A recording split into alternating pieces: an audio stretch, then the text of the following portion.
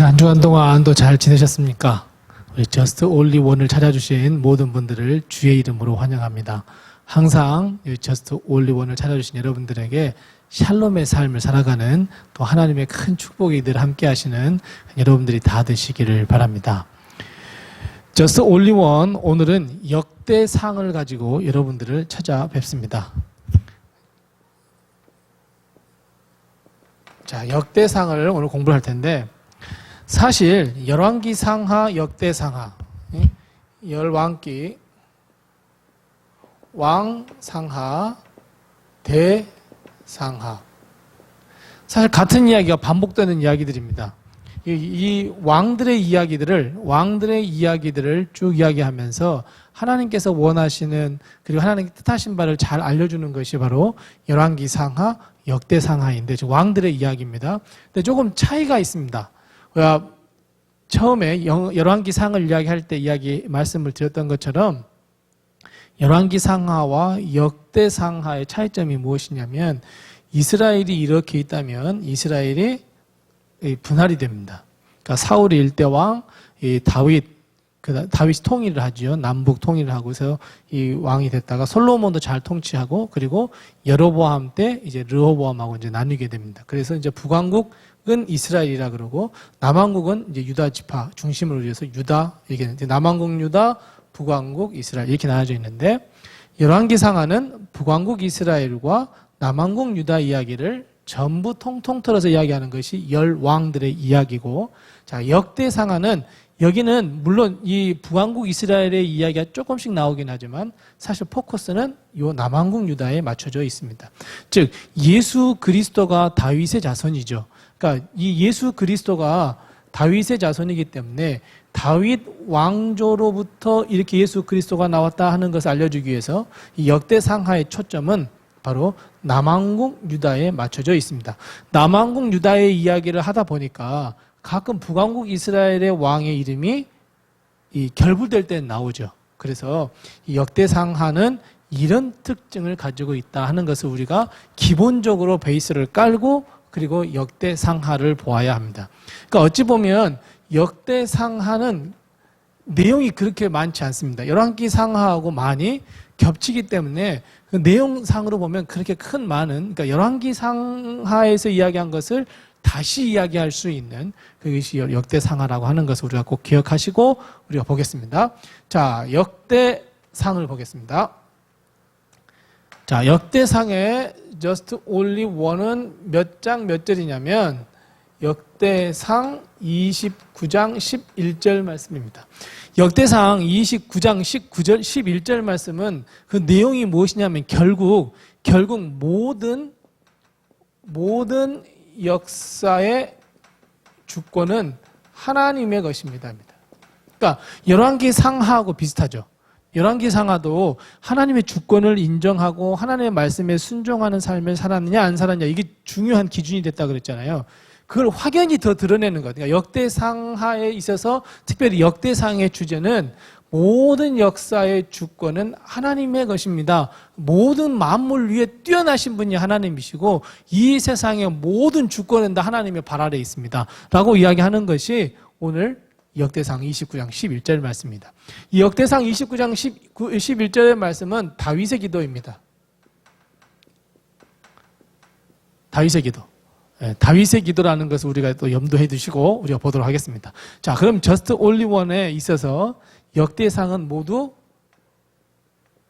4개의 중요한 요소로, 4개의 중요한 이야기로 이루어져 있습니다.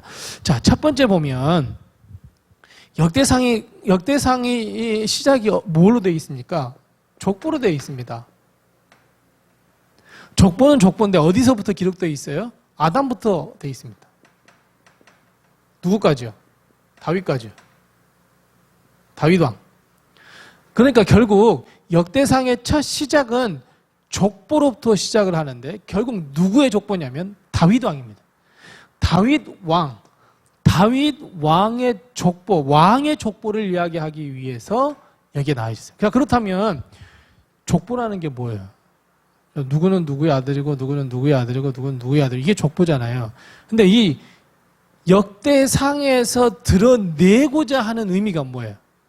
족보는 여러 가지로 쓰여질 수 있어요. 족보는 마태복음에도 나와요. 마태복음의 족보는 뭐예요? 예, 왕의 족보예요. 왜냐하면 예수 그리스도가 만왕의 왕이거든요. 그래서 다윗 이야기가 나오거든요. 이런 것처럼 이 족보에 있어서, 이 역대상의 족보에 있어서 가장 중요한 것은 무엇이냐면 뭐예요? 모든 역사의 주권은 하나님의 것입니다라고 하는 걸 드러내기 위해서 하는 것이 이 족보예요. 아담에서부터 이렇게 했다? 그럼 아담에서부터 이렇게 했다라고 하는 건 뭐예요? 이 세상의 만물을 다 하나님이 창조하셨다는 거예요. 어찌 보면 다윗의 족보라고 그러면 다윗으로부터 시작할 수 있잖아요. 아니에요. 하나님의 주권, 다윗이 왕이 되기까지는 모든 역사의 주권인 이 주권을 가지신 하나님께서 세상 만물을 창조하시고 그리고 그 역사를 쭉 인도하셔서 누구에게 이르기까지 다윗을 왕으로 세워주시는 것까지 족보가 담긴 의미입니다. 그래서 역대상은 족보로부터 시작을 합니다. 근데 족보가 길어요? 짧아요? 상당히 깁니다. 무엇을 드러내기 위해서? 계속 읽다 보면 누구 누구는 누구를 낳고가 아니에요. 누구 이름 쭉 나열한 거거든요. 쭉 보면 이게 사람 이름이 많이 있네? 아니에요. 그 속 안에는 하나님의 주권, 하나님께서 이 사람 이렇게 역사하셨구나 하는 것을 드러내주는 것이 이 역대상의 족보가 가지는 특징이에요. 그래서 우리가 이 족보에서 우리가 잘 발견할 수 있는 사람이 누구예요? 야베스예요. 우리 야베스의 기도 막 하잖아요. 여기 야베스 기도 여기서 나와요. 근데 여기 야베스의 기도가 뭐예요? 우리가 잘 알고 있는 야베스의 기도가.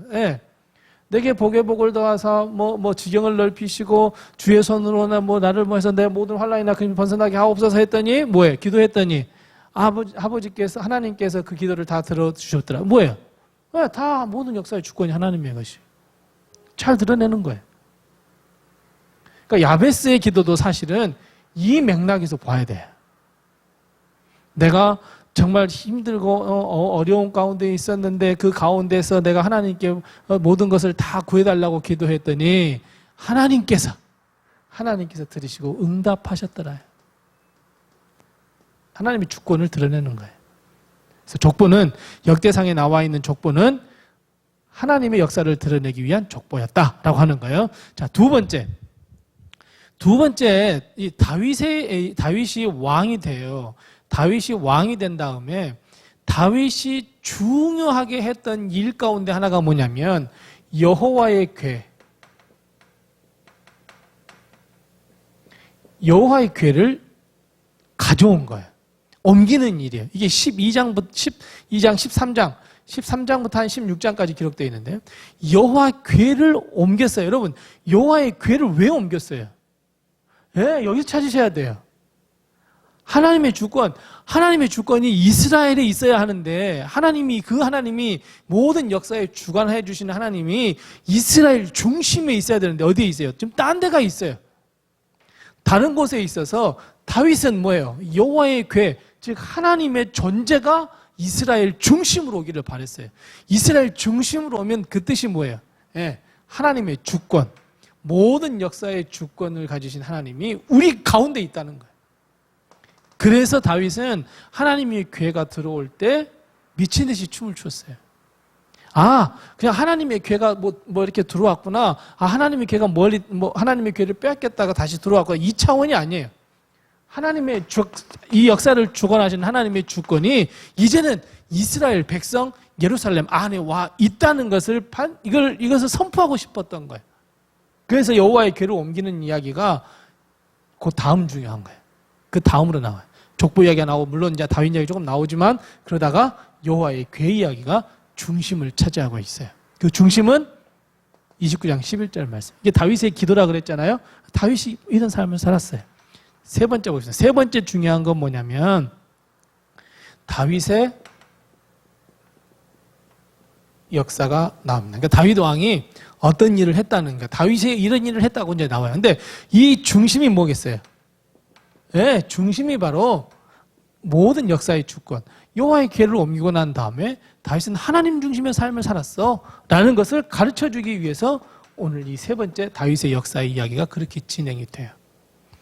열왕기 상하에서 다윗의 이야기는 어떤 일이겠어요? 하나님, 그 다윗의 길, 즉, 하나님께서 원하시고 하나님께서 인정하시는 길로 걸어갔어. 라고 이야기하지만, 오늘 이 역대상의 이야기는 이 역사의 주권자이신 하나님께 순종하면서 삶을 살았다고 더 확실하게 보여주는 것이 이 역대상의 말씀입니다. 그리고 마지막 네 번째는 뭐냐면, 레위 사람들의 이야기가 참 많이 나옵니다. 레위 사람들. 이제 25장에 보면 찬송을 맡은 사람들의 이름도 나오고요. 찬송을 맡은 사람들, 이런 사람들이야. 또 26장에 보면 이 레위 사람들 가운데 문지기 역할을 하는 사람들이 있습니다. 이 문지기 했던 사람들, 이런 사람들이라고 레위 사람들의 이야기가 많이 나와요. 자, 레위에 있을 사람이 누구예요? 레위가 누구예요? 레위가 어떤 사람이냐면 하나님의 일을 감당했던 사람들이에요. 하나님의 일을 감당한 사람들이 레위인이에요. 그러니까 이거는 하나님께서 세우시는, 그러니까 모든 역사를 주관하시는, 모든 역사의 주권자가 되신 하나님께서 레위인을 통해서 나의 일을 하도록 하라고 세우신 사람들이에요. 그러니까 이 레위인들의 이야기가 역대상에서 왜 많이 나올 수밖에 없냐면 하나님이 그렇게 세우신 사람들이 이런 일을 했다고 하나님의 이 역사의 주권에 순종함을 보여주기 위해서 이렇게 나와 있어요. 그래서 하나님의 찬송을 맡은 사람들은 이런 사람들이었고 이런 일들을 했고 레위인들은 또 이런 일들을 했고 레위인들은 저 일들을 했고 또 문지기를 지키는 사람들은 이런 일을 했고 뭔 일을 했고 이렇게 나오는 것이 레위인들이에요. 그러니까 역대상은 이거예요. 그리고 별 내용은 없어요. 다윗 이야기 또 이것도 다윗 이야기 여호와의 계를 또 다윗 이야기 레위인을 세우는 것도 다 다윗 이야기잖아요. 이런 것처럼 이 역대상을 우리가 쭉 보면서 하나님 주권, 모든 것 위에 뛰어나신 하나님, 모든 세상의 주권을 다 움직이신 하나님. 그러면 굳이 이 역대상에서 가장 중요한 이야기를 찾으라면 어떤 거겠어요? 그래요. 족보도 중요하지만 사실은 여호와의 길을 옮기는 것이 사실은 가장 중요한 이야기 중에 중요한 이야기예요. 왜요? 시간이 좀 남으니까. 왜요? 하나님의 주권이 딴 데가 있다가 어디로 갔다고요? 이스라엘 중심으로 왔다. 요 의미거든요. 그래서 우리가 이 역대상을 한번 쭉 읽으면서 이걸 한번 꼭 이 움직임을 한번 보셔야 됩니다. 하나님의 역사, 하나님의 주권, 모든 역사의 주관자가 되신 하나님의 그 루트를 한번 쭉 따라가면서 그걸 한번 쭉 보시면서 읽으면 역대상은 눈에 쏙쏙 들어오게 되어 있습니다. 오늘 이 역대상을 통해서 우리 하나님의 주권을 또 인정하고 또 이 말씀을 통해서 우리가 또 은혜를 받고 또 이 역대상을 읽으시면서 꼭 이 한마디의 말씀, 역대상 29장 11절 말씀을 가지고 이렇게 다 적용해서도 한번 보고 그래서 유익한 또 우리 성경 통독이 되었으면 참 좋겠습니다. 우리 항상 또 다음 주에 또 만날 때까지 또 건강도 주의하시고 또 하나님의 은혜로 함께 하시고 또 샬롬의 삶을 또 살아가시고 그래서 다음 주에 또 다시 만나도록 하겠습니다. 우리 좋아요하고 그리고 구독 꼭 눌러주시기 바랍니다. 다음 주에 뵙겠습니다. 감사합니다.